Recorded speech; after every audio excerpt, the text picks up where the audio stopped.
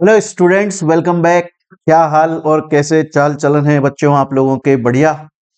देखिए, last class के अंदर हम लोगों ने स्टार्ट किया था ऑडिट पढ़ना। सबसे पहले हमने फर्स्ट चैप्टर शुरू किया बच्चों, और उसके अंदर मैंने आप लोगों को ऑडिट का मीनिंग समझाया। हमने ये भी देखा कि आखिर ऑडिट की रिक्वायरमेंट क्या है, क्यों ऑडिट जरूरी है, क्या रीजंस हैं, और हमने थोड़े बहुत एग्जाम्पल्स उसके बारे में देखे। एक बार मैं थोड़ा सा रिवाइज करवा देता हूं प्यारे बच्चों, फिर हम आगे कंटिन्यू करेंगे। देखिए, सबसे पहले अगर हम बात करें कि सर ऑडिट क्या होता है, देखिए ऑडिट क्या होता है, इसके लिए जो सबसे बेस्ट मीनिंग लिखा हुआ है, बेस्ट डेफिनेशन लिखी हुई है, वो लिखी हुई है SA 200 के अंदर, स्टैंडर्ड्स ऑन ऑडिटिंग 200 के अंदर इसका बेसिक प्रिंसिपल्स लिखे हुए हैं। हम इसको आगे पढ़ेंगे। अभी के लिए आप इतना देखें, ऑडिटिंग का मीनिंग हम लोगों ने क्या पढ़ा था। ऑडिटिंग का मतलब हम लोगों ने पढ़ा कि ऑडिट एक इंडिपेंडेंट एग्जामिनेशन है। इंडिपेंडेंट का मतलब जो भी पर्सन कंपनी की ऑडिट करने आएगा वो कंपनी से रिलेटेड नहीं होना चाहिए, उसका कंपनी से किसी भी तरह से कोई भी रिलेशन नहीं होना चाहिए। Total independent examination. किस चीज का इंडिपेंडेंट एग्जामिनेशन है? Of financial information. देखिएगा, बहुत सारे बच्चे क्या होता है, जब ऑडिट का लिखकर आते हैं ना, डेफिनेशन लिखकर आ रहे हैं, मीनिंग लिखकर आ रहे हैं, तो वो ये लिख देते हैं कि audit is an independent examination of financial statements. ये सही नहीं है। आपको क्या लिखना चाहिए? आपको लिखना चाहिए कि ऑडिट एग्जामिनेशन है, इंडिपेंडेंट एग्जामिनेशन है of financial information. Financial information का इंडिपेंडेंट एग्जामिनेशन है। सर, अब ये फाइनेंशियल एग्जामिनेशन इंफॉर्मेशन और फाइनेंशियल स्टेटमेंट, इसमें क्या डिफरेंस होता है? देखिए, इसमें क्या डिफरेंस होता है। सपोज करो कि एक ऑडिटर किसी कंपनी के अंदर ऑडिट करने गया। एक ऑडिटर किसी कंपनी के अंदर ऑडिट करने गया, तो जब वो ऑडिटर कंपनी के अंदर ऑडिट करने गया तो उसने कंपनी से बोला कि लाओ भैया, आप अपने फाइनेंशियल स्टेटमेंट्स मुझे दे दो। तो कंपनी ने अपनी बैलेंस शीट दे दी, अपनी P&L दे दिए, अपने कैश फ्लो स्टेटमेंट्स दे दिए, और ऑडिटर उन्हें चेक करने लगा। सपोज करो इन फाइनेंशियल स्टेटमेंट के अंदर लिखा हुआ है कि कंपनी ने इतना माल खरीदा, इतना माल बेचा, ये उसे प्रॉफिट हुआ, ये उसे लॉस हुआ। फाइनेंशियल स्टेटमेंट में ये लिखा हुआ है कि इतना सेल हुआ, इतना परचेज हुआ। लेकिन क्या उस ऑडिटर की ये क्या वो ऑडिटर मान जाएगा? अगर कंपनी उससे ये बोलेगी कि भैया, हमने पूरे साल के अंदर 100 करोड़ का माल खरीदा और 150 करोड़ 150 करोड़ का हमने सेल आउट कर दिया, मान जाएगा ऑडिटर? फिर मान ही जाएगा तो फिर बात ही क्या निकली यार। ऑडिटर नहीं, ऐसे नहीं मानना चाहिए। ऑडिटर को क्या करना चाहिए? ऑडिटर बोलेगा कि आपके फाइनेंशियल स्टेटमेंट्स के अंदर लिखा हुआ है कि आपने ये मटेरियल इस डेट पर फलाने वेंडर से परचेज किया, इस वेंडर से परचेज किया आपने, मुझे इस बात का प्रूफ दीजिए। आप मुझे एक काम कीजिए, परचेज बिल दीजिए। आप एक काम करिए, मुझे वाउचर्स दीजिए। आप एक काम कीजिए कि मुझे इसका ट्रांसपोर्ट से आया था ना, ई वे बिल दिखाइए। मेरे को सपोर्टिंग डॉक्यूमेंट्स दीजिए। आपने फाइनेंशियल स्टेटमेंट के अंदर जो भी लिखा है कि ये प्रॉफिट हुआ, ये लॉस हुआ, इतना डेप्रिसिएशन लगा, जो भी लिखा है मुझे उसका प्रूफ चाहिए। आप सही लिख रहे हो अपने फाइनेंशियल स्टेटमेंट्स में या आप गलत इंफॉर्मेशन दे रहे हो? मैं कैसे भरोसा कर लूं यार इस बात के ऊपर? मुझे प्रूफ दो। अब याद रखिएगा, फाइनेंशियल स्टेटमेंट के अंदर सिर्फ कंपनी के फाइनेंशियल स्टेटमेंट आते हैं। मतलब ऑडिटर ने सिर्फ बैलेंस शीट को, P&L को, कैश फ्लो स्टेटमेंट को चेक किया, सिर्फ सपोर्टिंग डॉक्यूमेंट को चेक नहीं किया। जबकि फाइनेंशियल इंफॉर्मेशन का मतलब क्या है? ऐसा कोई भी डॉक्यूमेंट जो फाइनेंस से रिलेटेड इंफॉर्मेशन देता है। आपने फाइनेंशियल स्टेटमेंट के अंदर जो भी इंफॉर्मेशन प्रोवाइड करी है, आपने फाइनेंशियल स्टेटमेंट के अंदर जो भी इंफॉर्मेशन प्रोवाइड करी है, उस इंफॉर्मेशन को सपोर्ट करने के लिए, प्रूव करने के लिए जो जो डॉक्यूमेंट अवेलेबल है, वो हर एक डॉक्यूमेंट आपको मुझे देना होगा, जाकर मैं प्रॉपरली ऑडिट कर पाऊंगा और ऑडिट रिपोर्ट बना पाऊंगा, जो कि एक ट्रू एंड फेयर इंफॉर्मेशन देगी, एकदम करेक्ट ऑडिट रिपोर्ट बनेगी, जिसके ऊपर पब्लिक ट्रस्ट करके, भरोसा करके ये डिसीजन ले सके कि भैया कंपनी में इन्वेस्टमेंट करने का है कि नहीं। स्टूडेंट बोलता है सर गुस्सा क्यों रहे हो सर, आप चिल्ला क्यों रहे हो, मेरे को समझ में आ गई ना सर आपकी बात। अरे मेरे को समझ में आ गया सर, आप ये बोल रहे हो कि ऑडिट एक इंडिपेंडेंट एग्जामिनेशन है, चेकिंग है, वेरिफिकेशन है, इंडिपेंडेंट है। इसके ऊपर अभी हम चर्चा करेंगे। अभी तो हम ऑडिट में जब आगे फर्दर चैप्टर्स में पढ़ेंगे तो आपको मैं क्वालिफिकेशन और डिस्क्वालिफिकेशन पढ़ाऊंगा ऑडिटर की। आपको नजर आएगा कि यार ऑडिटर की जो सब डिस्क्वालिफिकेशन है वो इसी बात पर फोकस करती हैं कि ऑडिटर खुद या उसका कोई रिलेटिव पार्टनर कंपनी से किसी भी तरह से जुड़ा हुआ नहीं होना चाहिए। मतलब ऐसा कोई भी रिलेशन ना हो जिसमें कंपनी और ऑडिटर के बीच में थोड़ा लिबरल रिलेशन बन जाए और वो रिश्वत मांग सकें, ऐसा नहीं होना चाहिए। तो ऑडिट एक इंडिपेंडेंट एग्जामिनेशन है। किसका? क्या लिख के आना है अब एग्जाम में? फाइनेंशियल स्टेटमेंट नहीं लिखने का है बच्चे, अब आपको लिखने का है फाइनेंशियल इंफॉर्मेशन का एग्जामिनेशन है, किसी भी एंटिटी के फाइनेंशियल इंफॉर्मेशन। लेकिन सर मेरा एक क्वेश्चन है। मैंने कहा बोलो। बोला सर जब आपने ये बोला कि ऑडिट इंडिपेंडेंट एग्जामिनेशन है किसी भी एंटिटी के फाइनेंशियल इंफॉर्मेशन का, सर कौन सी एंटिटी?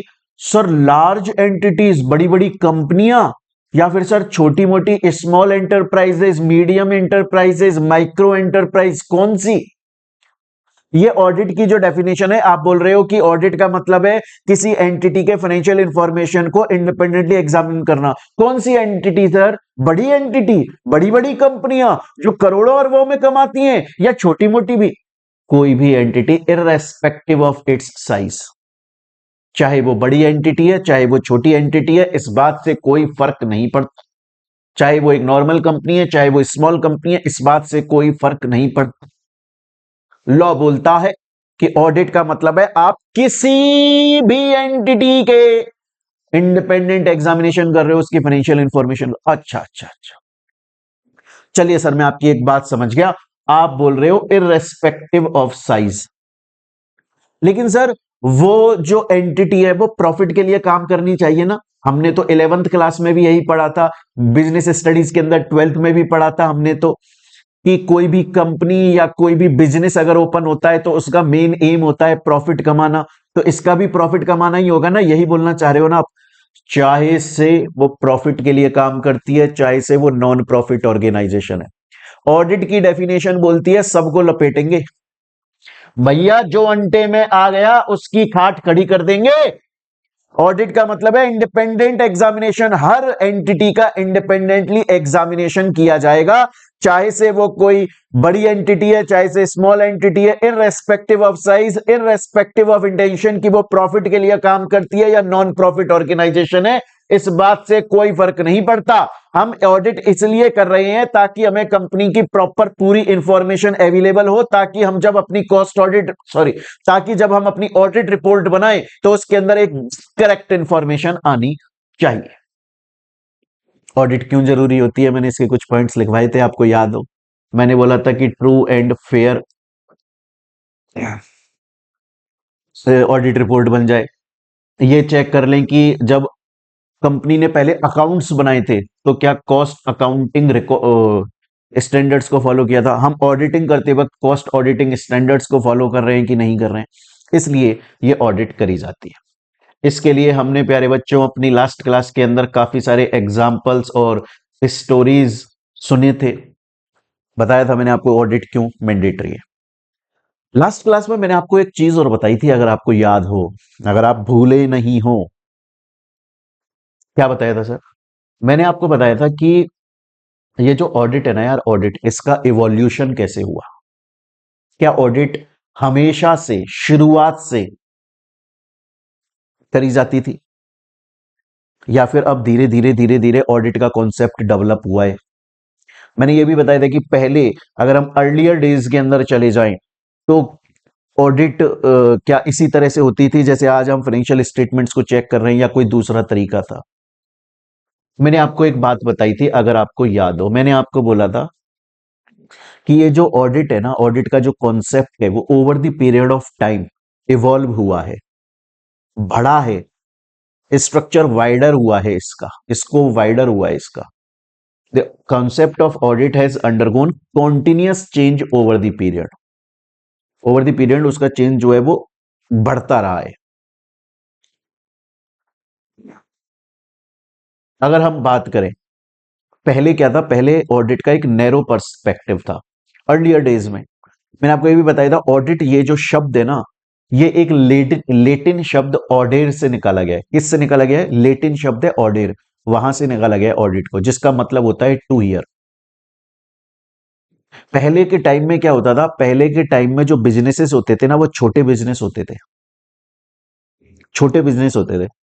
तो जो प्रोप्राइटर होता था उस बिजनेस का, जो ओनर होता था, उसे पता होता था कि मेरे बिजनेस के अंदर, मेरी दुकान के अंदर कितना माल रखा हुआ है। गिनतियां होती थी उसको कि मेरे कितना माल रखा हुआ है, कितना बिक गया, पूरा कैलकुलेशन उसके माइंड में रहता था। छोटा बिजनेस था। उसके अंदर क्या होता था, उसके अंदर जब कभी उसे अपनी प्रॉपर्टी, अपने उसका बिजनेस का अगर चेकिंग करना होता था, तो वो अपने नौकर के पास में जाता है ना। सपोज करो ये नौकर है, नौकर इन द सेंस उसे नेगेटिव वर्ड में नहीं लेंगे, मतलब कंपनी को संभाल रहा है वो, और ये मेन ओनर आदमी है, और इसकी ये लाला जी की दुकान है, ये इसका बिजनेस है, छोटा सा बिजनेस है। तो ये क्या करता था, इसे पता होता था कि यार मैंने ना 100 पीस रखे थे दुकान में, एक पीस 5 रुपए का है। अब मैं जाऊंगा और इससे सिर्फ पूछूंगा और सुनूंगा। पहले के टाइम पे ना बिजनेस बड़े नहीं थे आज की तरह, ऐसे डॉक्यूमेंट्स बना के और फिर उनको ऐसे ऐसे ऐसे ऐसे, ऐसे चेक करने की जरूरत नहीं होती थी। पहले के टाइम पे तो सिर्फ सुन के काम चल जाता था। वो बोलता था मालिक इससे कि बता कितने माल बिके और कौन कौन सी डेट पर बिके। वो बताता साहब इतनी इतनी इतनी इतनी टोटल मिला के जो है वो 20 पैकेट बिक गए। अच्छा 20 बिक गए, तो अब 80 बचे होंगे, गिन के बता दुकान में 80 ही बचे हैं क्या? 20 बिक गए, 5 रुपए का एक है, ला 100 रुपए का बिक गया, माल दे दे मेरे को, 100 रुपए दे दे। तो ऑडिट जो है वो, अगर स्टार्टिंग टाइम पर बात करें, शुरुआत में बात करें, एक्चुअली में ऑडिट शब्द जो है वो लेटिन शब्द ऑडेर से निकाला गया, जिसका मतलब होता था सुनना। और एक्चुअली में इंडिया के अंदर पहले अगर बात करें और दुनिया के अंदर पहले अगर बात करें, तो ऑडिट को इतना सीरियसली नहीं लिया जाता था, क्योंकि उस टाइम पे बिजनेस बहुत छोटे हुआ करते थे। और जो ऑडिटर होता था एक तरह से, वो आकर सिर्फ बातचीत करता था, सुनता था, और जहां पर गलती होती थी वहां पर पकड़ लेता था, क्योंकि बिजनेस इतना बड़ा नहीं था कि उन्हें राइटिंग में एक एक चीज को चेक करना पड़े। क्लियर ये चीज?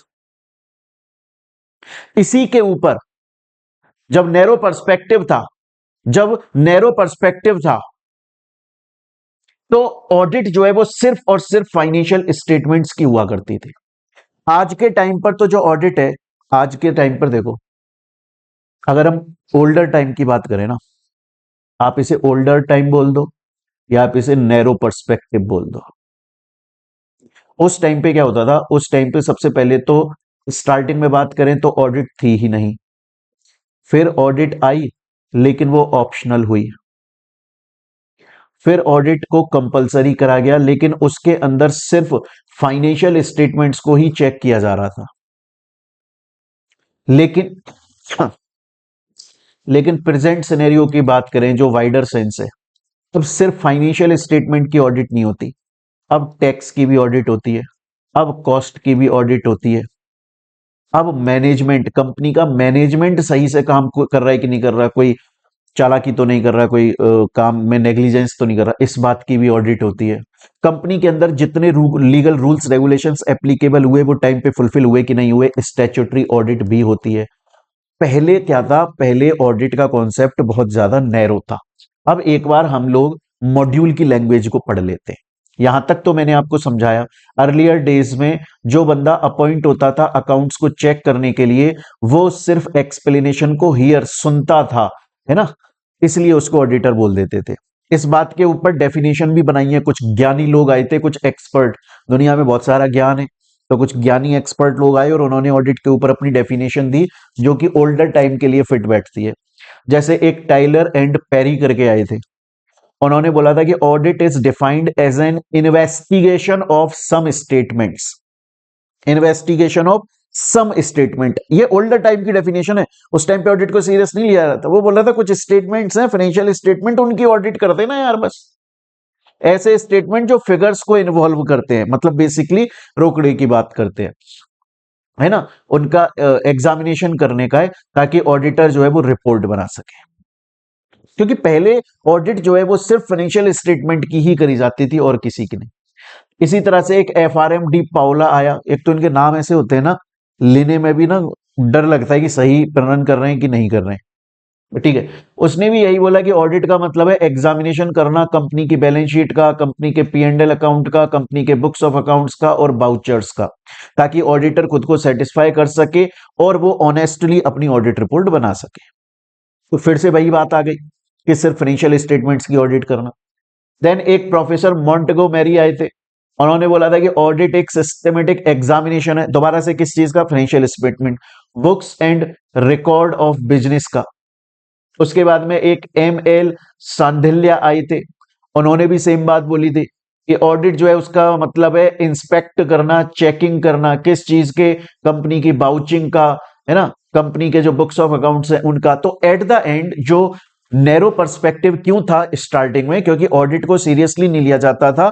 ऑडिट का मतलब सिर्फ ऐसा माना जाता था कि ये लैटिन शब्द ऑडिट से लिया गया है जिसका मतलब है सुनना। और पुराने टाइम में क्योंकि बिजनेसेस छोटा हुआ करते थे, तो जो भी पर्सन ऑडिटर की पोजीशन पे अपॉइंट होता था वो बेसिकली कंपनी वालों से उनके जो स्टेटमेंट्स हैं उनको सुनता था, जहां गलती होती थी वहां पकड़ लेता था, बहुत ज्यादा सीरियसली ऑडिट नहीं करती थी। इसके ऊपर कुछ लोगों ने डेफिनेशन भी बनाई, जैसे स्पाइसर एंड पैगलर। इस वाली डेफिनेशन को आप याद कर लीजिएगा, इसका नाम भी याद कर लीजिएगा, ये थोड़ा सा इंपॉर्टेंट रह जाता है। क्लियर है? उसने भी यही बोला था audit such an examination of books of accounts, vouchers, जिससे ऑडिटर अपनी रिपोर्ट सही से बना सके। तो बेसिकली अगर हम बात करें नैरो सेंस के अंदर, scope of an audit is limited to only only authenticating the accounting records, बस फाइनेंशियल स्टेटमेंट्स को चेक करने के। लेकिन फिर ब्रॉडर पर्सपेक्टिव आया। ब्रॉडर पर्सपेक्टिव के अंदर क्या हुआ, जो मैंने आपको बोला। अब उसके अंदर देखो, सोशियो और इकोनॉमिक एनवायरनमेंट चेंज हुए, पॉपुलेशन बढ़ी, लिटरेसी, पढ़ाई, लोगों का माइंड जो है वो डेवलप हुआ, ग्लोबलाइजेशन आ गया, है ना। तो अब जो ऑडिटिंग है वो सिर्फ फाइनेंशियल अकाउंटिंग रिकॉर्ड्स की ऑथेंटिकेशन से लिमिटेड नहीं है। तो पहले की तरह सिर्फ ऑडिटिंग का मतलब यह नहीं है कि कंपनी के अंदर जाकर फाइनेंशियल स्टेटमेंट को चेक करो, बल्कि उसके अलावा बहुत सारी चीजें हैं। इवन जो नॉन फाइनेंशियल एस्पेक्ट्स हैं उनको भी चेक किया जाना चाहिए, ऑडिट ये बोलता है। इवन जो हमारा institute of chartered accountant of India है, उसने ये क्लियरली बोला है कि ऑडिटिंग एक सिस्टमेटिक और इंडिपेंडेंट एग्जामिनेशन है कंपनी के डेटा का, स्टेटमेंट्स का, रिकॉर्ड्स का, इवन कंपनी के ऑपरेशनल डिपार्टमेंट का, इवन कंपनी के परफॉर्मेंस डिपार्टमेंट का, चाहे से वो फाइनेंस से रिलेटेड है, चाहे से नहीं है, चाहे से सिर्फ मैनेजमेंट से रिलेटेड है, चाहे से वो सेक्रेटरियल लीगल रूल्स रेगुलेशन से रिलेटेड है। हर चीज की ऑडिट होनी चाहिए। इवन आज वाइडर पर्सपेक्टिव में, ब्रॉडर पर्सपेक्टिव में ICAI भी इस बात को मानता है। क्लियर ये चीज यहां तक? स्टूडेंट बोलता है सर मेरे को समझ में आ गया। ये जो SA 200 है, इसका डेफिनेशन अभी आपने मेरे को यहां पर पढ़ाया ही था स्टार्टिंग में, कि ऑडिट एक इंडिपेंडेंट एग्जामिनेशन है एंटिटी के फाइनेंशियल इंफॉर्मेशन की, चाहे से वो एंटिटी प्रॉफिट के लिए काम करती है या नहीं करती, चाहे से उस एंटिटी का साइज बड़ा है या छोटा है, इस बात से कोई फर्क नहीं पड़ता है। स्टूडेंट बोलता है सर मेरे को यहां तक समझ में आ गया। तो ब्रॉडर पर्सपेक्टिव में क्या हो गया, अब देखो कितने बड़े बिजनेस हो गए। अब आप सोचो, इतना बड़ा बिजनेस जो एक दिन में कम से कम नाना करते हुए, मैं कम से कम लगाऊं तो एक दिन में कम से कम 5-6 लाख का धंधा तो मिनिमम टू मिनिमम छोटे मोटे बिजनेस की बात कर रहा हूं करता ही होगा।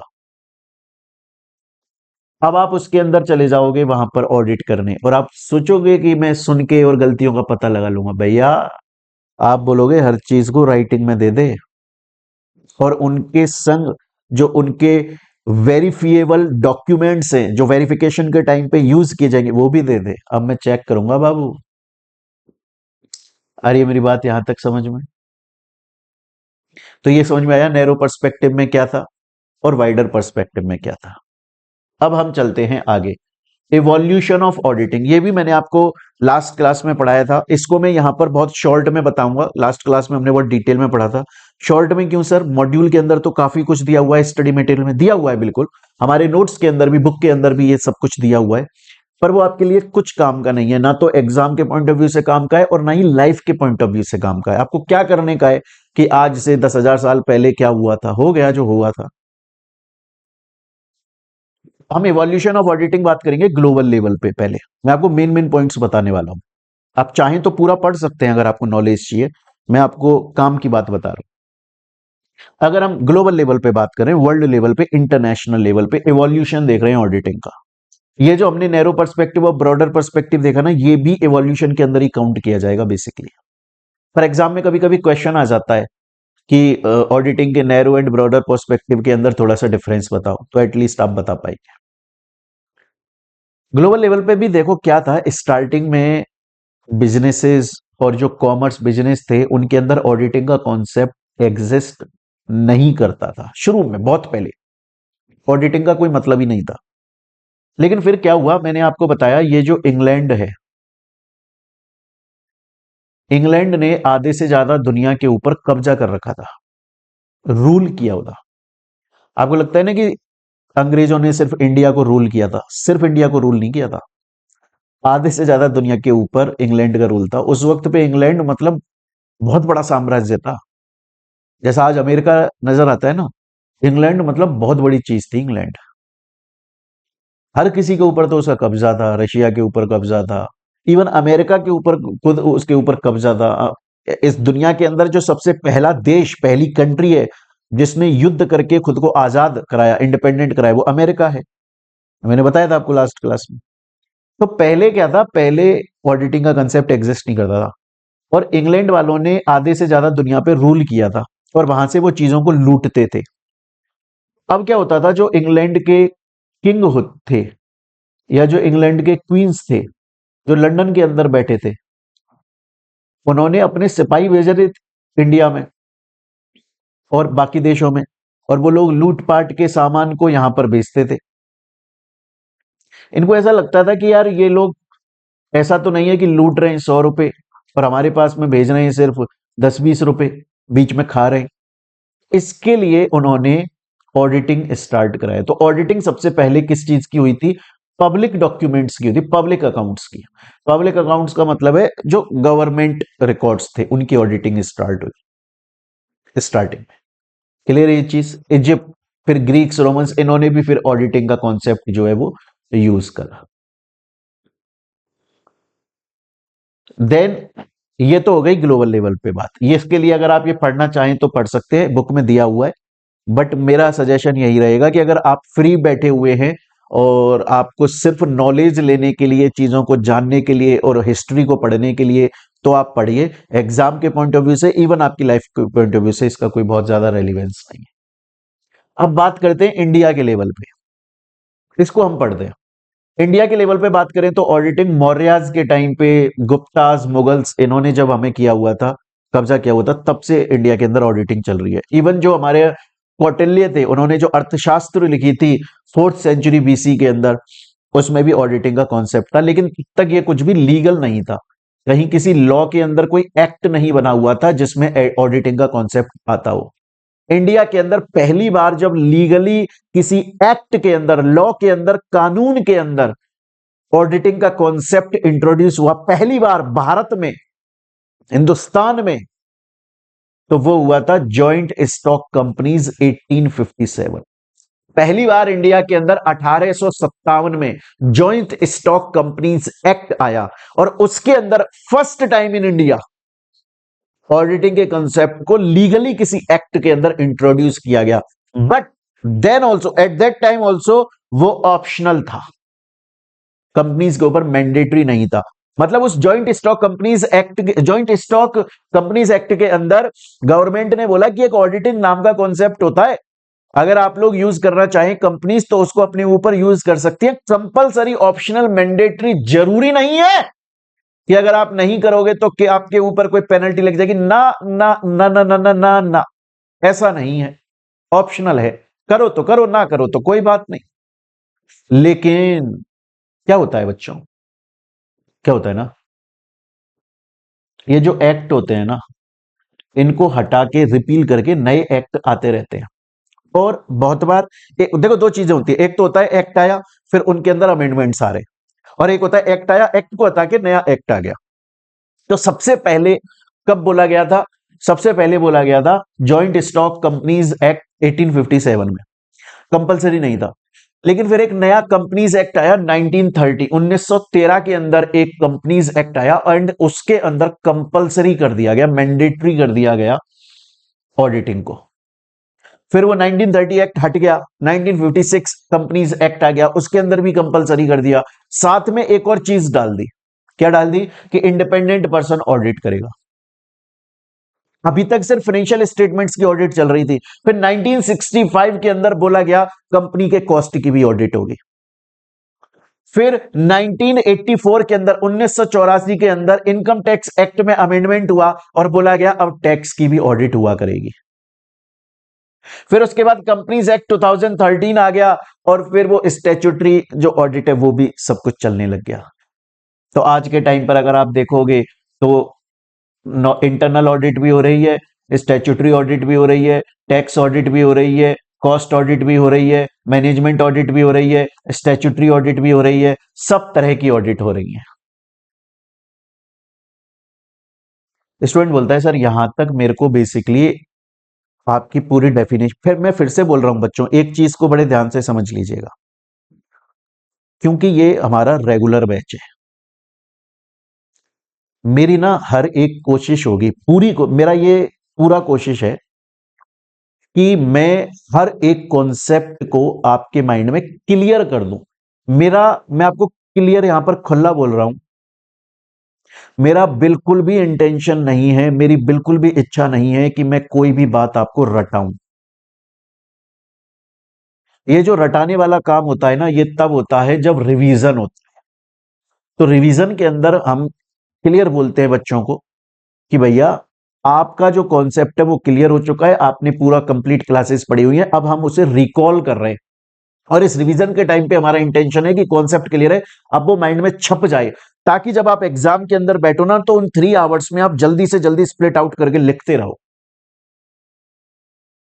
भी मेरा मेन इंटेंशन है आपके कॉन्सेप्ट्स को 100% तरीके से क्लियर कर देना। मैं उसके लिए आपको धीरे धीरे ही पढ़ेंगे। आप बोलते हो, अगर आपको ऐसा लगे कि अरे सर ड्यूरेशन ऑफ लेक्चर्स वो बहुत ज्यादा हो गए, आपको इतने आवर्स के अंदर ऑडिट कंप्लीट कर देना चाहिए, लेकिन आपने एक्स्ट्रा 10 आवर्स ले लिए, एक्स्ट्रा 5 आवर्स ले लिए, 10-5 घंटे ज्यादा ले लिए आपने, हो सकता है, कोई दिक्कत वाली बात नहीं, क्योंकि अपना फुल इंटेंशन है कॉन्सेप्ट क्लैरिटी। मेरा ये मानना, सच बताऊं, मेरा ये मानना है कि लॉ और ऑडिट, लॉ एंड ऑडिट दो ऐसे सब्जेक्ट हैं जो सच में बहुत लेंदी सब्जेक्ट हैं। और अगर कोई मूर्ख को ये लगता है कि वो रट के और इसको पास कर जाएगा, ओवरकम कर जाएगा, तो भैया कोई अपनी भाग्य लेकर आया, लक लेकर आया, बात अलग है। अदरवाइज तो मुझे नहीं लगता कि कोई रट के इनको पास कर जाएगा। At the end concept clear करने पड़ेंगे। आप एक चैप्टर रटोगे, दूसरा रटने पे आओगे, पहला भूल जाओगे। आप अच्छे से जानते हो, बहुत मैच्योर्ड बच्चे हो। चलिए साहब, सर आपने तो बड़ी सीरियस बात कर दी, दिल दुखा दिया आपने। अब चलेंगे सर हम लोग अपने नेक्स्ट टॉपिक के ऊपर, एसेंशियल फीचर्स ऑफ ऑडिटिंग। देखिए बच्चों, यहां पर मैं आपको बताने वाला हूं एसेंशियल फीचर्स ऑफ ऑडिटिंग, और इसके बाद में नेक्स्ट टॉपिक आएगा nature of auditing. Essential features of auditing and nature of auditing दोनों के अंदर सेम पॉइंट्स आते हैं, दोनों के अंदर ऑलमोस्ट सेम पॉइंट्स आते हैं, इसलिए हम उसको पढ़ेंगे। क्लियर ये चीज यहां तक? तो मैं स्टार्टिंग कर रहा हूं आपको नेचर ऑफ ऑडिटिंग से। नेचर ऑफ ऑडिटिंग के आपको पूरे पॉइंट्स पढ़ेंगे, हम लोग समझेंगे, मजा आएगा, एक एक चीज को बहुत सारे एग्जाम्पल्स और कहानियों के साथ में समझेंगे। और जब हमारा ये टॉपिक नेचर ऑफ ऑडिटिंग हो जाएगा तो हम दोबारा पीछे आएंगे और तब हम इसेंशियल फीचर्स ऑफ ऑडिटिंग के पॉइंट्स को देखेंगे और आपको लगेगा अरे ये तो सेम है जो नेचर ऑफ ऑडिटिंग में पढ़ाया था, मजा आ गया। चलिए तो फिर चलिए तो फिर ऑडिटिंग का क्या नेचर है, ऑडिटिंग के क्या फीचर्स आपको आता है वैसे तो?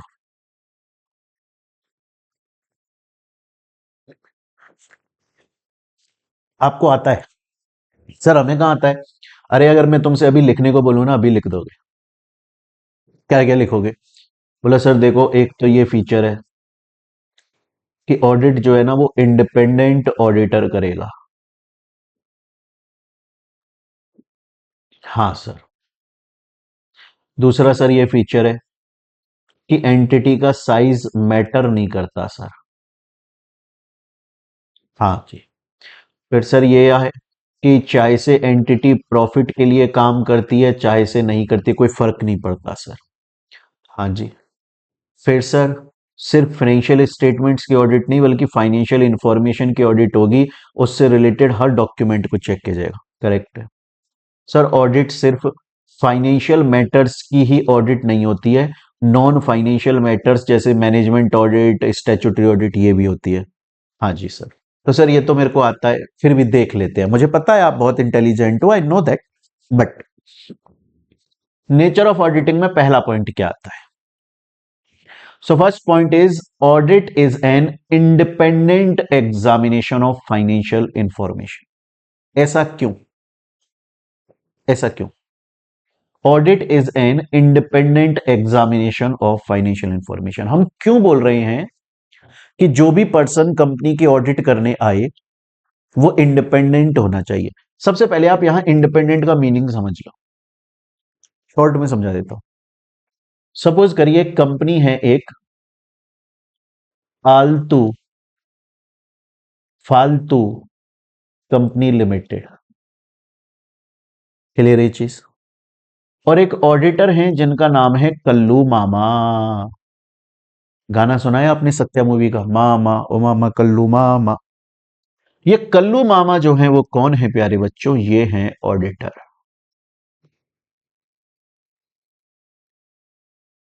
अब सपोज करिएगा इस कंपनी की एक सब्सिडरी कंपनी है,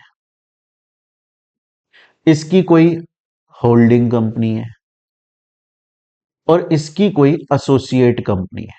बेसिकली इनको हम बोलते हैं sister concern company. Sister concern company जो इससे रिलेटेड है। इसके डायरेक्टर की बात इन सब में चलती है, इन सब के डायरेक्टर की बात इसमें चलती है, रिलेटेड है। और कल्लू मामा का कोई रिलेटिव है खुद का, या इनका कोई पार्टनर है, ये किसी पार्टनरशिप फर्म के अंदर एलएलपी के अंदर पार्टनर। अब सोचिए अगर ये कल्लू मामा इस कंपनी में ऑडिटर बनना चाहते हैं। पहला पॉइंट, ये कल्लू मामा मतलब ये पर्सन जिस कंपनी में ऑडिटर बनना चाहता है उसी से रिलेटेड है। कैसे? इस कंपनी के शेयर्स परचेज किए हुए हैं, इस कंपनी से इसका बहुत अच्छा बिजनेस रिलेशन है। तो क्या ये इंडिपेंडेंट है? आपको लगता है जब ये कंपनी के अंदर जाएगा ऑडिट करने तो एकदम सच इंफॉर्मेशन देगा आपको? ऑडिट रिपोर्ट के अंदर एकदम ट्रू एंड फेयर इंफॉर्मेशन देगा? नहीं, इसका कंपनी की तरफ टिल्ट होगा, ये झुकाव होगा, इसका बायस्ड हो चुका है ये कंपनी के फेवर में काम करेगा। अगर कंपनी ने कहीं कोई फ्रॉड किया है आपको बताएगा तक नहीं है। इंडिपेंडेंट तो है ही नहीं ना, इंडिपेंडेंट तो है ही नहीं। सोचो अगर इस कल्लू मामा का रिलेट, ये कल्लू मामा इस कंपनी से रिलेटेड नहीं है जिसमें ऑडिटर बनने चाह रहे हैं, लेकिन इसकी किसी भी सिस्टर कंसर्न से रिलेटेड है, तो भी बात तो वही आ गई। तो भी ये कंपनी अपनी सब्सिडरी से तो रिलेटेड है और ये सब्सिडरी से रिलेटेड है, तो इनडायरेक्टली रिलेशन हो गया ना। आज एक बात बताइए ना, सलमान खान, फिर अरबाज खान और फिर सोहेल खान। अगर कोई बंदा सोहेल खान को जानता है और सोहेल खान का अच्छा खासा दोस्त है, इनडायरेक्टली देखा जाए तो वो सलमान खान को जानता है भाई, ये मिलवा देगा उससे। और ये सोहेल खान जो भी बोलेगा सलमान खान कर देगा उसके लिए। ये सेम बात ही तो आ रही है रिलेशन क्रिएट। ये जो बंदा कंपनी का ऑडिटर बनना चाहता है, ये इस कंपनी से या इसकी किसी भी रिलेटेड कंपनी से रिलेटेड है, या फिर इसका रिलेटिव इनमें से किसी से भी रिलेटेड है, तो इंडिपेंडेंट है ही नहीं। देखो एग्जाम्पल दिया है मैंने इसका। एक पर्सन है जिसकी कंपनी है और उसका भाई चार्टेड अकाउंटेंट है ना। सपोज करो कि एक बंदा है जिसका नाम है रंगा, इसकी कंपनी है, और उसका ब्रदर है, एक भाई है उसका जिसका नाम है बिल्ला, ये सीए है। और ये रंगा बिल्ला से बोलता है कि यार तू मेरी कंपनी में ऑडिटर बन जा। आपको लगता है कि इंडिपेंडेंट है, ये एकदम ट्रू एंड फेयर इंफॉर्मेशन देगा? नहीं देगा यार, इंडिपेंडेंट है ही नहीं। या फिर ऐसा दूसरा हम ऐसा कर लेते कि ब्रदर नहीं है, ब्रदर नहीं है, ये सीए है और ये रंगा एक कंपनी चलाता है। अच्छा, बिल्ला ने इस कंपनी के अच्छे खासे शेयर्स परचेज किए हुए हैं, मतलब अच्छा खासा पैसा इन्वेस्ट किया है, और अब ये इस कंपनी का ऑडिटर बनेगा। आपको लगता है ये ट्रू इन्फॉर्मेशन देगा? अगर कंपनी ने फ्रॉड किया है तो ये ऑडिट रिपोर्ट में लिखेगा फ्रॉड किया है? इसको क्या पता है? देखो बिल्ला ये बोलेगा, अरे यार अगर मैंने ऑडिट रिपोर्ट में लिखा कि इस कंपनी ने फ्रॉड किया था, तो इस कंपनी का डिफेमेशन, बदनामी होगी मार्केट में। और अगर इस कंपनी का डिफेमेशन होगा, बदनामी होगी, तो इसके स्टॉक एक्सचेंज के ऊपर जो शेयर प्राइस है वो गिरने लग जाएगी नीचे। और अगर स्टॉक एक्सचेंज पे शेयर प्राइस नीचे गिर जाएगी तो मैं भी तो इसका शेयर होल्डर हूं, मैंने भी तो शेयर खरीदे, मेरा भी तो लॉस होगा, मेरी भी तो शेयर की प्राइस गिर जाएगी। ये इंडिपेंडेंट कोई डिसीजन ले ही नहीं पाएगा, ये इंडिपेंडेंट कोई डिसीजन ले ही नहीं पाएगा। इसीलिए सबसे पहला जो फीचर होता है और सबसे पहला जो नेचर होता है ऑडिटिंग का, वो जरूरी है कि ऑडिटर इंडिपेंडेंट पर्सन होना चाहिए। जिस कंपनी में ऑडिट करने जा रहा है, ना तो उससे ना ही उसकी किसी भी सिस्टर कंसर्न कंपनी से रिलेटेड होना चाहिए। स्टूडेंट बोलता है मजा ही मजा, समझ में ही आ गया।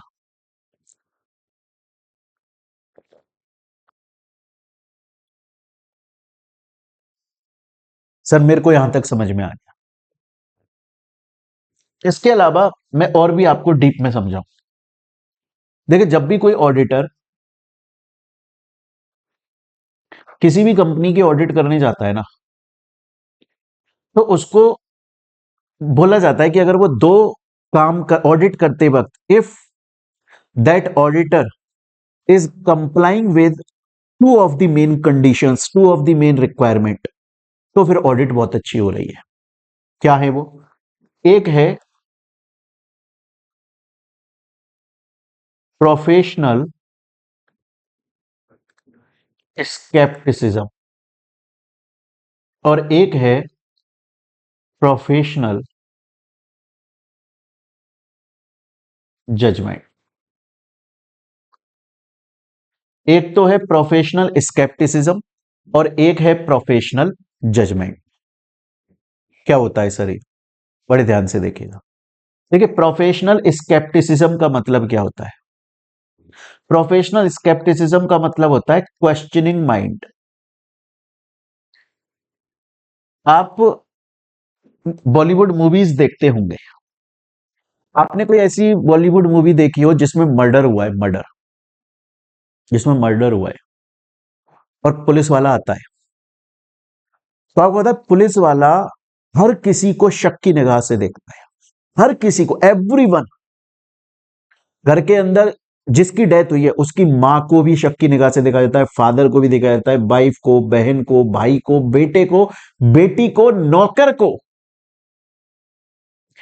फ्रेंड, हर किसी को शक की निगाह से देखा जाता है। क्यों देखता है वो हर किसी को शक की निगाह से? ताकि वो सही से एग्जामिनेशन कर सके। प्रोफेशनल स्केप्टिसिज्म, बाल की खाल को निकालना, क्वेश्चनिंग माइंड। आप रेस मूवी देखो, फर्स्ट, पहली वाली रेस मूवी अगर आप देखोगे, 2006 के आसपास आई होगी ये, अराउंड। उसमें सैफ अली खान की डेथ हो जाती है, ऐसा दिखाते हैं कि सैफ अली खान की डेथ हो गई और अनिल कपूर पुलिस वाला है, जो कि एक तरह से आप ये मान लो ऑडिट करने आए। तो वो सैफ अली खान का भाई होता है अक्षय खन्ना, उसके ऊपर भी शक करता है। उसकी वाइफ होती है बिपाशा बासु, उसके ऊपर भी शक करता है, कैटरीना कैफ के ऊपर भी शक करता है, उसके नौकर के ऊपर भी शक करता है। Questioning mind.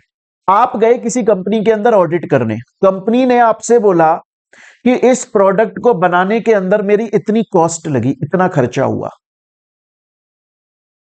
जब मैं एक्चुअली में क्या होता है, आपको यह पता है कि कंपनी अच्छा खासा प्रॉफिट बना रही है ईयर के एंड में।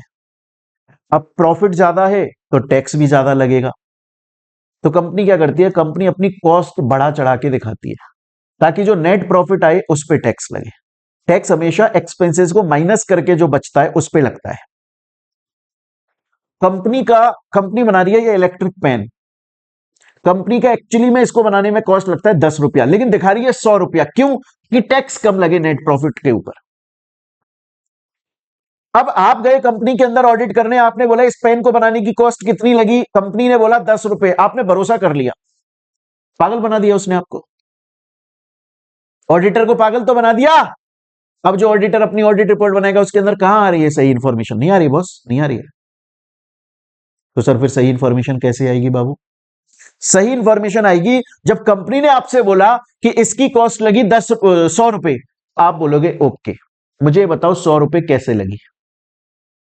कंपनी बोलेगा देखो 20 रुपए का तो रॉ मटेरियल है, 20 रुपए का लोडिंग अनलोडिंग है, फिर इलेक्ट्रिसिटी का खर्चा है, फिर इसके अंदर कुछ सेंसर लगे हैं, फिर एम्प्लॉय का खर्चा है। आप बोलोगे ठीक है, तुमने बोला 20 रुपए रॉ मटेरियल, पहले इसकी ऑडिट कराओ मुझको, मुझे बाउचर्स दो, मुझे परचेज बिल दो, और मुझे बताओ ये रॉ मटेरियल जो 20 रुपए का है, ये रॉ मटेरियल तुमने खुद मैन्युफैक्चर किया था या इंपोर्ट किया था? इंपोर्ट किया था तो कहां से इंपोर्ट किया था? जहां से इंपोर्ट किया था पूरा बिल और बिल्टी दिखाओ मेरे को। प्रोफेशनल स्केप्टिसिज्म, हर चीज को क्वेश्चनिंग माइंड से देखना, ताकि हर चीज की डिटेल के अंदर जाकर आप चेकिंग कर सको। ये कब करोगे आप? ये कब करोगे? जब आप इंडिपेंडेंट पर्सन है। अगर आप जुड़े हुए हैं सामने वाले से, आप किसी रिश्तेदार की दुकान पे कपड़े लेने चले जाओगे ना, कपड़े, और उसने आपसे बोला कि ये जीन्स 5000 रुपीज का है, आप ले आओगे बिना कुछ बोले। लेकिन वहीं आप किसी दूसरे की दुकान पर जाओगे ना, अनरिलेटेड इंडिपेंडेंट पर्सन जिसका आपसे कोई लेना देना नहीं है, वो बोलता है जीन्स 5000 का है, आप उससे कम करवाओगे और 10 सवाल पूछोगे। रिश्ता टूटने का डर आ जाता है। ऑडिटिंग करते वक्त प्रोफेशनल स्केप्टिसिज्म वो फॉलो करे, ये जरूरी है, लेकिन वो तभी करेगा जब इंडिपेंडेंट। प्रोफेशनल जजमेंट, कि आपने क्वेश्चनिंग माइंड से, तो अब आप सोचो कि जब पुलिस वाला किसी मर्डर को इन्वेस्टिगेट करने जाता है वो सबको शक की निगाहों से देखता है, लेकिन जब वो अपना जजमेंट देता है कि भैया अब मैं फाइनल कंक्लूजन पे पहुंच गया हूं किसने गुनाह किया था, क्या वो सबको बोलता है गुनहगार है? नहीं, वो पहले अच्छे से प्रोफेशनल जजमेंट करता है कि यार सबसे पहली बात तो मेरे को बायस्ड नहीं होना है, मेरे को किसी से कोई नफरत नहीं है, मुझे किसी से कोई पर्सनल दुश्मनी नहीं निकालनी है, मैंने हर चीज को बहुत अच्छे से इन्वेस्टिगेट एग्जामिन कर लिया है, मैंने हर एक एक चीज के एविडेंस को देखा है, अब जाकर फिर मैंने सब कुछ एनालाइज करके अपने पूरे कॉस्ट ऑडिटिंग स्टैंडर्ड्स को पढ़ के, ऑडिट और अकाउंटिंग स्टैंडर्ड्स को पढ़ के, पूरा एक्ट को, लॉ को पढ़ के, सब कुछ को लाइव को देख के, मैंने अगर एक्सपर्ट ओपिनियन किसी की जरूरत थी तो वो सब लेके मैं अपना प्रोफेशनल जजमेंट दे रहा हूं, मैं अपनी ऑडिट रिपोर्ट बना रहा हूं जो एकदम ट्रू एंड फेयर इंफॉर्मेशन देती है। ये ऑडिटर तब ही कर सकता है जब वो इंडिपेंडेंट है। अगर वो रिलेटेड है तो वो बोलेगा यार उसने जो बोल दिया भाई वही ठीक है, अब मैं बीच में क्या ही बोलूं। तो पहला जो हमारा फीचर आ गया, या जो पहला हमारा नेचर आ गया, वो आ गया ऑडिट जो है वो इंडिपेंडेंट एग्जामिनेशन है। किसका है? फाइनेंशियल इंफॉर्मेशन का। याद रखिएगा, फाइनेंशियल स्टेटमेंट का नहीं, इंफॉर्मेशन। इंफॉर्मेशन मींस फाइनेंस से रिलेटेड जो कुछ डॉक्यूमेंट है। फाइनेंशियल स्टेटमेंट के अंदर जो जो एंट्रियां, जो जो ट्रांजैक्शंस आपने लिखे हैं, उनको प्रूव करने के लिए, वेरीफाई करने के लिए, जितने भी बाउचर्स है, परचेज बिल है, सेल्स बिल है, जितने भी इंफॉर्मेशन है, वो सब की ऑडिट करना। स्टूडेंट बोलता है फेयर इनफ, समझ में आता है, पर सर एक बात बताओ मुझे कि ऑडिट किस कंपनी की करी जाती है? मैंने क्या बोला था, नेचर और साइज से कोई फर्क नहीं पड़ता। चाहे से वो कंपनी प्रॉफिट के लिए काम करती है, चाहे से वो प्रॉफिट के लिए काम नहीं करती है, चाहे वो नॉन प्रॉफिट ऑर्गेनाइजेशन है, चाहे एनजीओ है, इससे कोई फर्क नहीं पड़ता। चाहे से वो कोई स्मॉल या मीडियम कंपनी है, चाहे से वो बहुत बड़ी कंपनी है, इस बात से कोई फर्क नहीं पड़ता। चाहे से वो कोई कंपनी है, चाहे से वो कोई एलएलपी है, चाहे से वो कोई पार्टनरशिप फर्म है, चाहे से वो कोई कोऑपरेटिव सोसाइटी है, चाहे से वो प्रोप्राइटरशिप फर्म है, इस बात से कोई फर्क नहीं पड़ता, irrespective of nature and size of entity. आप जब भी ऑडिट करने जाओगे पूरी ऑडिट करो।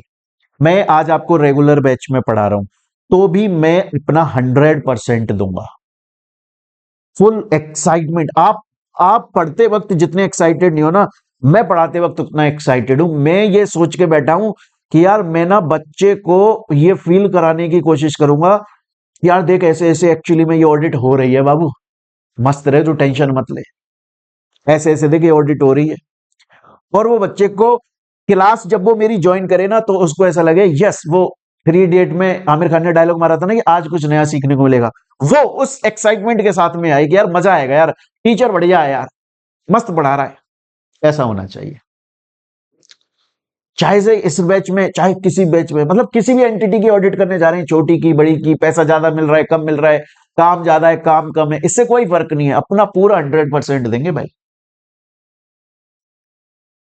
इसके बाद में नेक्स्ट, क्या ऑडिट सिर्फ फाइनेंशियल इंफॉर्मेशन की होती है? नहीं सर, प्रेजेंट सिनेरियो है, नॉन फाइनेंशियल इंफॉर्मेशन की भी ऑडिट होती है, की भी ऑडिट होती है, लॉ से रिलेटेड, कॉस्टिंग से रिलेटेड, परफॉर्मेंस से रिलेटेड, परफॉर्मेंस ऑडिट भी होती है, मैनेजमेंट ऑडिट भी होती है, स्टैट्यूटरी ऑडिट भी होती है, लॉ की ऑडिट। आफ्टर दैट ऑडिटिंग के अंदर हमें कुछ एक्सटर्नल और इंटरनल और एक्सटर्नल फैक्टर्स को भी देखना पड़ता है। इंटरनल फैक्टर्स क्या है? जो मैंने आपको बताई, supporting documents, vouchers, books of accounts, statements, records, registers, returns, bills, इन सब चीजों को, ये इंटरनल एविडेंस है, इंटरनल फैक्टर है। एक्सटर्नल भी होता है, बैंक बैलेंस को देखना, जो कंपनी के क्रेडिटर्स हैं उनके स्टेटमेंट्स को देखना, गवर्नमेंट के रूल्स रेगुलेशंस को देखना। बहुत बार ऐसा जरूरत होता है, एक्सपर्ट ओपिनियन की जरूरत पड़ जाती है। आप गए कंपनी के अंदर ऑडिट करने, आपने करा सब चीजों को चेक, फिर आपको लगा कि यार फाइनल अपना ऑडिट रिपोर्ट बनाने से पहले एक बार मैं अपने किसी एक्सपर्ट से पूछ लेता हूं। मैं ये नहीं बोल रहा हूं कि उस केस में आप कंपनी की कॉन्फिडेंशियल इंफॉर्मेशन को डिस्क्लोज कर रहे हो, नहीं नहीं नहीं कर रहे हो, आप कंपनी की रजामंदी से ही पूछते हो। बहुत बार तो आप कंपनी के पुराने ऑडिटर से ही डिस्कस कर लेते हो कि यार तू भी तो ऑडिट करके गया था, कैसे क्या था माहौल बता। तो आप बेसिकली कर क्या रहे हो, आप बेसिकली ना एक्सपर्ट ओपिनियन ले रहे हो कि यार मैं यहां पर फंस गया हूं, तुमने इस तरह की सिचुएशन हैंडल की है, तो मैं बहुत, ये सेम बात हो गई ना कि विराट कोहली है, मैच खेल रहे हैं, विराट कोहली कैप्टन है, फंस गया तो धोनी से पूछ ही लेगा ना यार कि भाई धोनी बताओ ना इसे क्या करने का है। आप सुनते हो बड़े बड़े एक्टर्स के इंटरव्यूज आते हैं, वो बोलते हैं कि यार मैं जो ये सीन कर रहा था तो मैं फंस गया था, फिर मैंने जो सीनियर एक्टर है अमिताभ बच्चन साहब, शाहरुख, सलमान, इरफान खान, मनोज वाजपेयी, इनसे पूछा तो इन्होंने समझाया ऐसे कर लो। एक्सपर्ट ओपिनियन ले लो, उसमें क्या दिक्कत है, एक्सटर्नल फैक्टर है ये। बैंक बैलेंस को देख लिया, क्रेडिटर से मीटिंग कर ली, बातचीत कर ली, गवर्नमेंट के रूल्स देख लिए, ये सब एक्सटर्नल फैक्टर्स। स्टूडेंट बोलता है हाँ ठीक है समझ में आ गया। उसके बाद में आता है next, deep examination of financial statements. जब फाइनेंशियल स्टेटमेंट को चेक करोगे, balance sheet, P and L, cash flow, deep examination करोगे। डीप एग्जामिनेशन से मतलब क्या है? बुक्स ऑफ अकाउंट्स के अंदर प्रॉपर एंट्रीज को चेक करोगे, उनके अंदर जो भी लिखा हुआ है आप देखोगे कि एडिक्वेट, पर्याप्त, इनफ सपोर्टेड डॉक्यूमेंट्स हैं कि नहीं। कंपनी ने लिखा है ये हमने इतने रुपए में बेचा, तो वो उसका कुछ डॉक्यूमेंट है कि नहीं, बिल विल बाउचर है कि नहीं, लेने चीज। उसके अलावा आप देखोगे कि जो भी उनके फाइनेंशियल स्टेटमेंट्स हैं वो क्लियर है कि नहीं। ऐसा तो नहीं है कि कुछ उड़ती उड़ती बातें करते, एम्बिगियस है कि ख्याली पुलाव है, नहीं, एक्चुअल में एक एक चीज को प्रॉपरली वहां क्लासिफाई किया गया है। उसके अलावा true and fair information provide करते हैं कि नहीं करते। उसके अलावा जो अकाउंटिंग स्टैंडर्ड्स है उनको फॉलो करके अकाउंटिंग स्टेटमेंट, फाइनेंशियल स्टेटमेंट्स बनाए गए हैं कि नहीं बनाए गए हैं। आ रही है मेरी बात समझ में? जैसे मैं आपको एक एग्जांपल देता हूं, देखिए एक ऑडिटर था, मैंने उसे अपनी company MBC limited, Mohit Bansal classes जो कंपनी है उसके अंदर ऑडिट करने के लिए बुलाया। 2025-26 की। वो आया और उसने ये चेक करा कि हमारे जो फाइनेंशियल स्टेटमेंट्स हैं उनके अंदर रिपेयर एंड मेंटेनेंस एक्सपेंस लिखा हुआ है 1,30,000 का, पावर एंड फ्यूल एक्सपेंस लिखा है 2,92,000 का। बुक्स ऑफ अकाउंट्स के अंदर इनकी एंट्री है, लेकिन P&L के अंदर इनकी एंट्री नहीं है। पकड़ ली उसने बात। यही ऑडिटर की पहचान होती है कि वो देख ले यार एक एंट्री इन्होंने यहां पर तो करी थी पर P&L में नहीं दिखाई या बैलेंस शीट में नहीं दिखाई, क्या ये यहां पर कुछ गड़बड़ी करने की सोच रहे हैं। ऑडिटर को डीप एग्जामिनेशन करना पड़ता है। अरे मेरी बात समझ में आई चीज यहां तक। और फिर मैंने बोला नॉर्मली कि ऑडिट जो है वो सिर्फ फाइनेंशियल इंफॉर्मेशन की नहीं होगी, नॉन फाइनेंशियल की भी होगी, लेकिन जो भी इंफॉर्मेशन है वो वेरीफाई होनी चाहिए, वेरीफिएबल फॉर्म में होनी चाहिए। वो ये भी चेक करेगा कि इन्होंने और अकाउंट्स, कंपनी ने अकाउंट्स बनाते वक्त अकाउंटिंग स्टैंडर्ड फॉलो किए कि नहीं किए, और मैं ऑडिट करते वक्त ऑडिटिंग स्टैंडर्ड्स को फॉलो कर रहा हूं कि नहीं कर रहा। अच्छा एक और चीज सर, सोचिए अगर कोई पर्सन है, अगर आज एक कंपनी है और उसकी ऑडिट करने मिस्टर एक्स आ रहा है। मिस्टर एक्स क्वालिफाइड है to be an auditor, auditor बनने के लिए वो क्वालिफाइड है, तो डिग्री ली हुई है, सर्टिफिकेट है उसके पास, लेकिन उसकी मेंटल हेल्थ सही नहीं है, वो अनसाउंड माइंड है या वो इंसॉल्वेंट है, हाँ तो फिर उस केस में वो नहीं बन पाएगा। कॉम्पिटेंट का मतलब ये नहीं है कि आप सिर्फ क्वालिफाइड हो, आपकी मेंटल हेल्थ भी सही होनी चाहिए। मैंने बोला ना प्रोफेशनल स्केप्टिसिज्म और प्रोफेशनल जजमेंट, जब आपकी मेंटल हेल्थ ही सही नहीं है ना, आप गोलमाल के जॉनी लीवर भूला बन के डोल रहे हो, तो कैसे फिर ऑडिट कर पाओगे आप। प्रॉपर एविडेंसेस देखने का है, ये सब चीजें चेक करना है।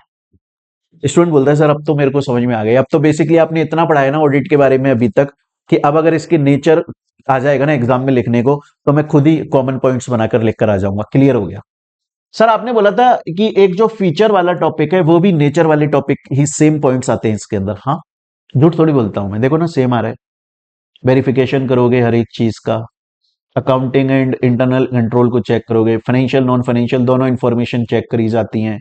देखा जाता है कि ऑडिटिंग के जो ऑडिटिंग स्टैंडर्ड्स है उनको फॉलो किया जा रहा है कि नहीं किया जा रहा। ऑडिटर जो है वो कॉम्पिटेंट होना चाहिए, इंडिपेंडेंट होना चाहिए, क्वालिफाइड होना चाहिए। सेम तो है। तो बच्चों अभी तक हम लोगों ने क्या क्या पढ़ा, देखो अभी तक हमने क्या पढ़ा। अभी तक एक तो हमने पढ़ा ऑडिट क्या होता है, हमने पढ़ा ऐसे 200 के अंदर ऑडिट की क्या डेफिनेशन है। फिर उसके बाद में हम लोगों ने पढ़ा कि ऑडिट की आखिर रिक्वायरमेंट क्या है। फिर हमने पढ़ा इनके perspective, narrow perspective and broader perspective. फिर हमने पढ़ा evolution of auditing, and after that हम लोगों ने पढ़ा features of auditing, nature of auditing. यहां तक हम लोगों ने पढ़ा, इसके एग्जाम्पल्स देखे, स्टोरीज देखी। मैं चाहूंगा एक बार आप लोग यहां तक इसको बहुत अच्छे से और बहुत प्यार से रिवाइज कर लो। अभी तो बहुत आगे कंटिन्यू करेंगे, अभी तो चैप्टर बचा हुआ है। मैंने आपको पहले भी बोला हुआ है कि हम लोग प्रीवियस ईयर क्वेश्चंस भी साथ में करते रहेंगे। अभी तो क्या है, स्टार्टिंग है, मैं आपके कॉन्सेप्ट्स को डेवलप कर रहा हूं, अभी तो कॉन्सेप्ट्स बनाए जा रहे हैं। अभी तो हमारी जो ट्रेन है ना, गाड़ी है, वो अभी धीरे धीरे पटरी पर चलना शुरू हुई है। एक बार थोड़े और दिन हो जाएं, आपकी कुछ और क्लासेस हो जाएं, आपके जो कॉन्सेप्ट्स है वो डेवलप हो जाए, फिर उसके बाद में ट्रेन उड़ेगी हमारी हवा में, मजा आएगा आपको।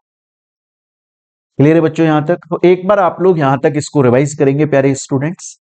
मिलते हैं हम लोग अपनी नेक्स्ट क्लास के अंदर। Till then thank you, take care प्यारे बच्चा।